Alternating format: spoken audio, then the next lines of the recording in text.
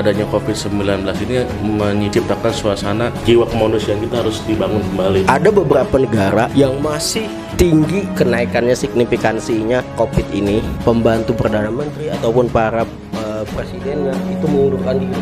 Orang lagi susah, orang lagi pada menghadapi kematian, menghadapi penyakit, lu ambisi kekuasaan gitu loh. Kapitalisme itu kan tumbuh karena ada gerak. Semoga 10.000 pengusaha ini bikin bantuan kepada orang-orang miskin.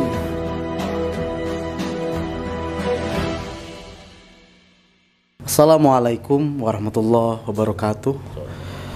Selamat malam dan berjumpa kembali di PIM Channel.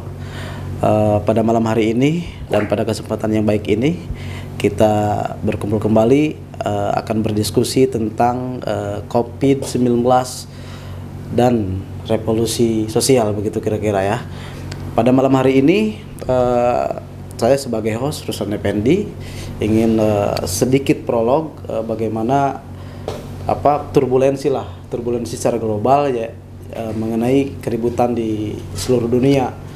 Contoh misalkan di India, kemudian di Eropa dan sebagainya, banyak masyarakat dan penduduk itu melakukan aksi-aksi karena memang butuh uang lah kira-kira, atau butuh sebuah masukan. Nah, kebetulan pada malam hari ini udah pada kumpul juga, datang sekaligus akan menjelaskan seperti biasa para pakar ini, yaitu ada Bang Surya, kemudian Pak Sutisna dan Bang Jaki sebagai CEO PIM Channel ini.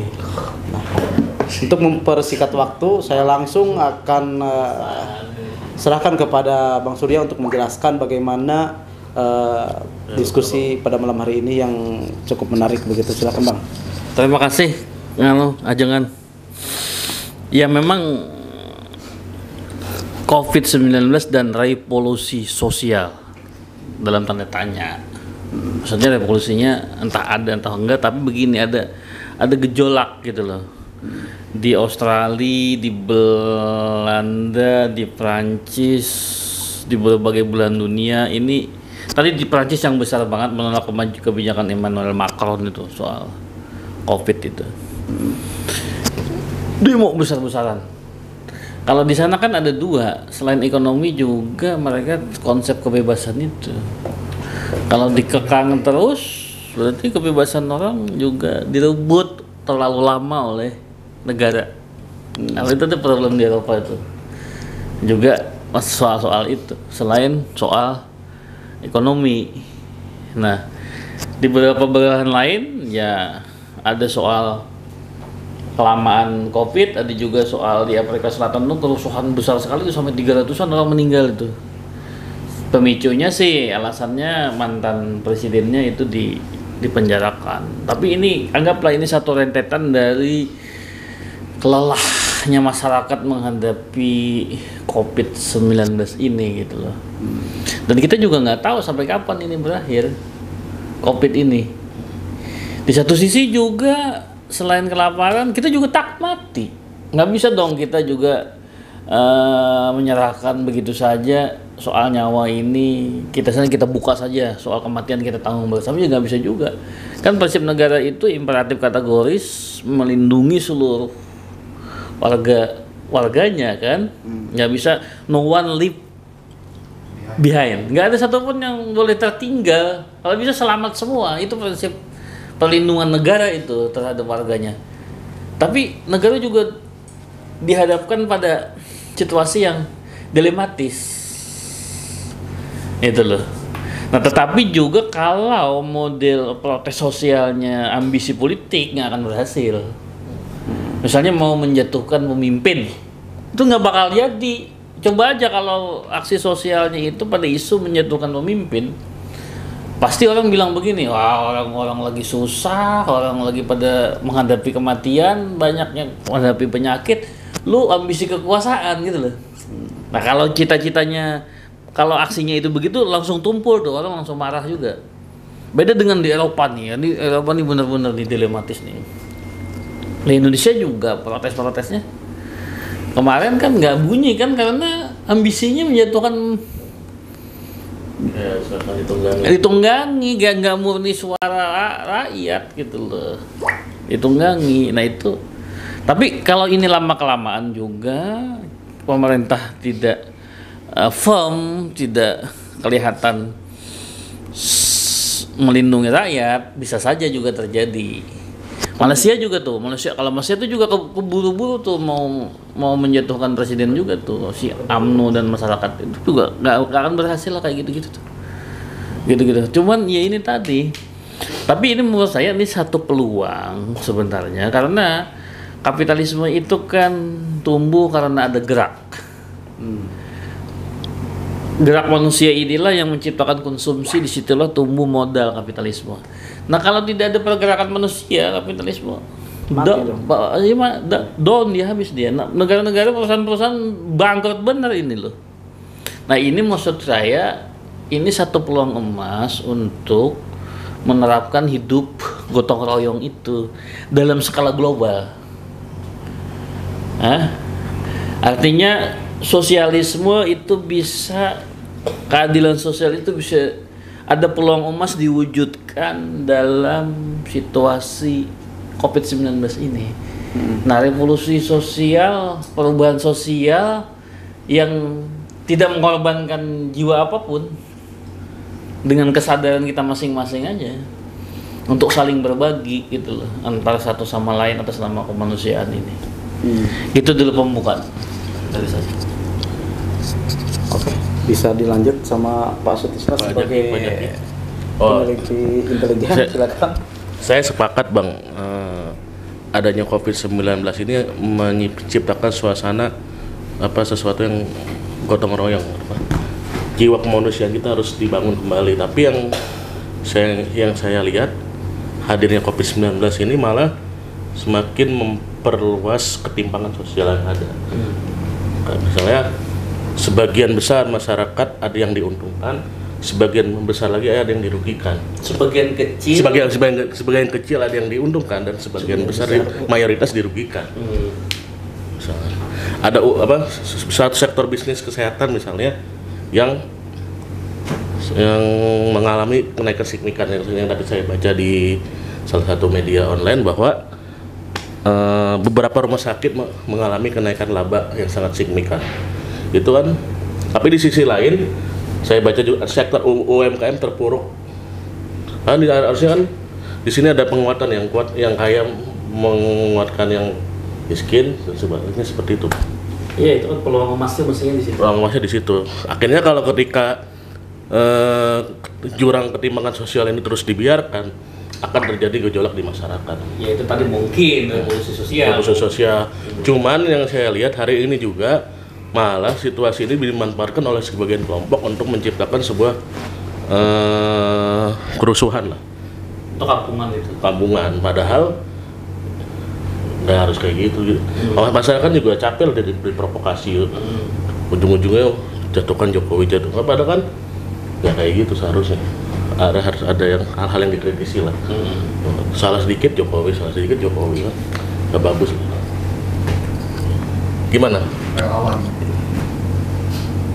Gimana tanggapan dari Bang Jakai? Oke, terima kasih. Berbicara masalah COVID dan konflik sosial atau revolusi sosial lah, dikarenakan kenapa saat ini untuk konflik sosial ini, COVID ini sendiri pun sudah hampir 2 tahun kita jalani. Berbicara di luar negeri, tidak usah kita berbicara di Indonesia sendiri, berbicara di luar negeri sudah hampir sebagian berkawan dengan COVID ini sendiri. Tetapi ada beberapa negara yang masih tinggi drastis kenaikannya, signifikansinya COVID ini. Para pembantu Perdana Menteri ataupun para presidennya itu mengundurkan diri. India. Contoh konkret adalah India. Pada bulan Agustus ini saja ada 8 menteri yang mengundurkan diri secara secara apa ya? Saya ini bertanggung jawab loh terhadap itu. Seharusnya mungkin kalau kita berbicara masalah COVID di Indonesia yang selalu turun naik, kalau sudah naik lockdown atau istilahnya PPKM atau PSBB untuk COVID ini sendiri, kemudian diserahkan kepada pembantu-pembantu. Kalau kita berbicara pada luar negeri, seharusnya dengan etika ke-Indonesiaan ketimuran, ialah contohlah terhadap India, maksudnya seperti itu loh. Nah itu untuk tanggung jawab. Kemudian untuk konflik sosialnya, sudah kita beberapa waktu yang lalu kita diskusikan masalah ini. COVID ini sendiri pun sangat bergejolak di lingkungan masyarakat, bahkan konflik horizontal semakin besar, ya.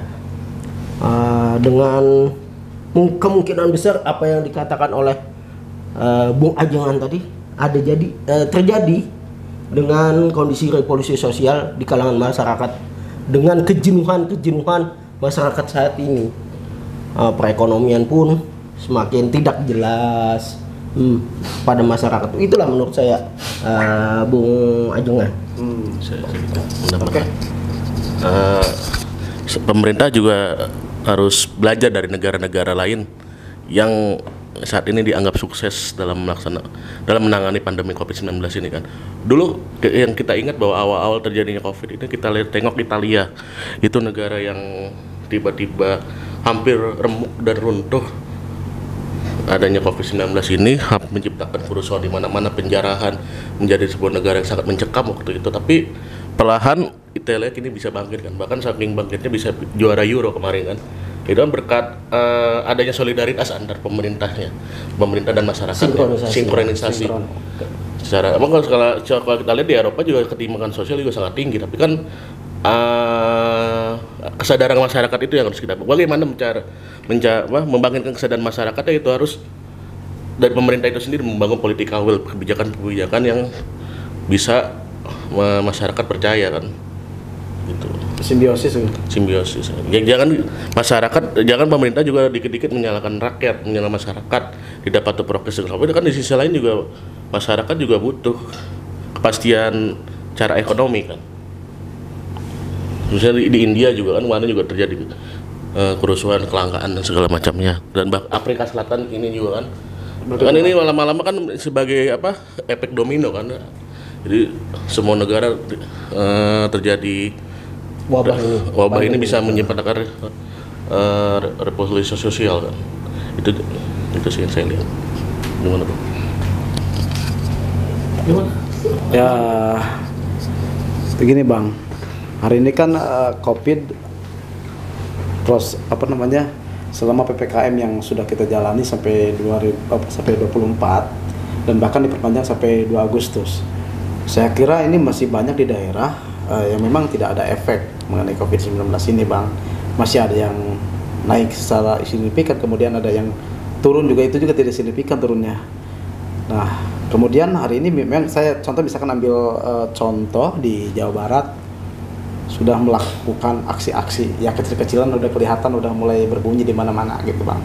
Nah, saya sebagai host nih Bang, bagaimana tanggapan Abang serta arahan dan masukan ya, barangkali bisa memberikan masukan kepada pemerintah mengenai hal ini Bang.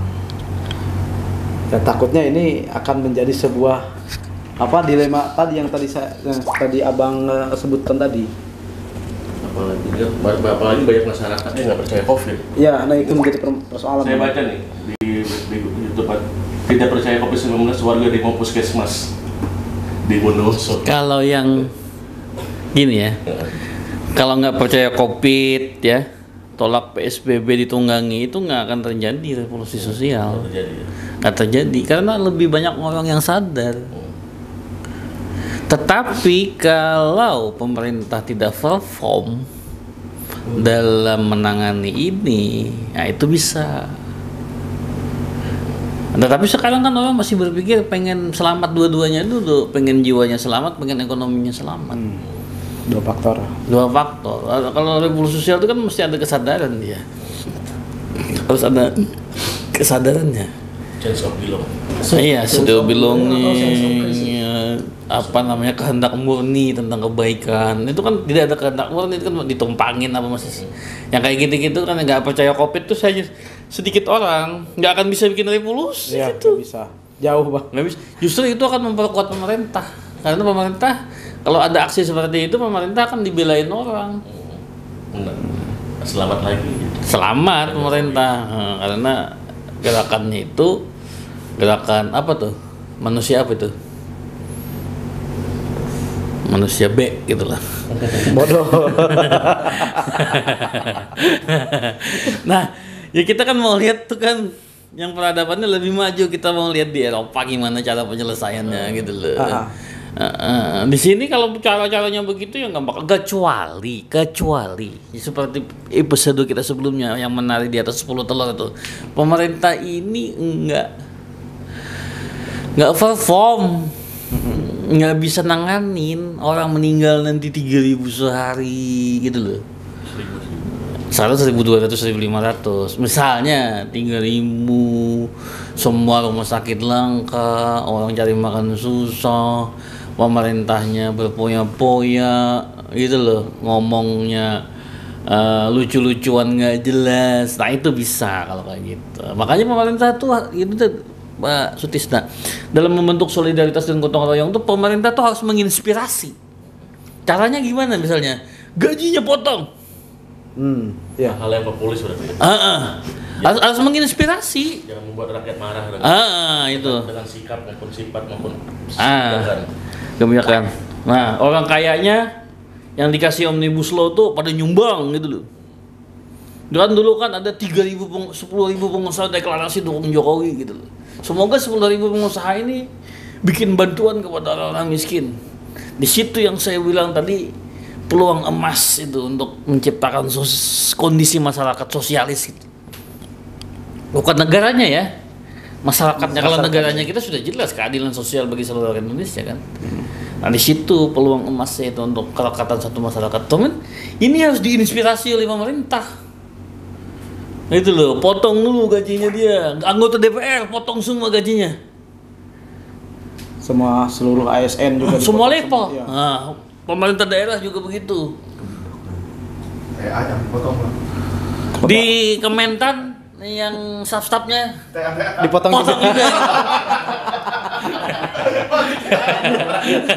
Buat rakyat. Dari rakyat untuk rakyat. Coba misalkan gerakan 10.000, gerakan 100.000 kan gitu bisa. Iya, potong dulu dari kan ada gaji pokoknya, ngepotong semua. Jadi ada gitu. istilah kampanye itu rakyat bantu rakyat lah. Rakyat bantu rakyat, gitu. Pemerintah bantu rakyat, rakyat bantu pemerintah. Di situ akan tercipta itu satu momentum baru, karena sejarah dunia ini harus ada momentum. Misalnya kita merdeka itu karena perang Asia Timur Raya selesai, Soeharto jatuh karena glasnost perestroika, tembok Berlin runtuh. Kayak gitu-gitu tuh setiap ada patahan sejarah akan menimbulkan satu kondisi sosial baru gitu loh. Dan ini momentumnya Pak Jokowi. Jangan-jangan momentum kita. Momentum kita juga. Bisa jadi. Misalnya bisa kalau jadi, misalnya ini menjelang menarik ini. Pak Jokowi selesai sampai periode kedua ini kan jadi momen presiden yang di periode kedua dihantam oleh pandemi tapi berhasil menyelesaikan. Gitu kan. Atau ada seorang pahlawan nantinya. Atau sebaliknya kan juga nggak tahu kan. Tapi ya kita masih ikhtiar lah kan, pemerintah ini masih. Pemerintah pokoknya harus menginspirasi. Gitu ya. Oke. Oke, baik sekali penjelasan pada malam hari ini. Semoga ini menjadi sebuah kesadaran buat masyarakat yang begitu luas, yaitu khususnya masyarakat Indonesia, dan tentunya bisa menginspirasi buat seluruh dunia lah kira-kira. Karena ini menjadi sebuah kewajiban untuk kesadaran COVID-19 ini agar wabah ini tidak berlarut-larut panjang begitu. Saya tutup diskusi pada malam hari ini. Assalamualaikum warahmatullahi wabarakatuh.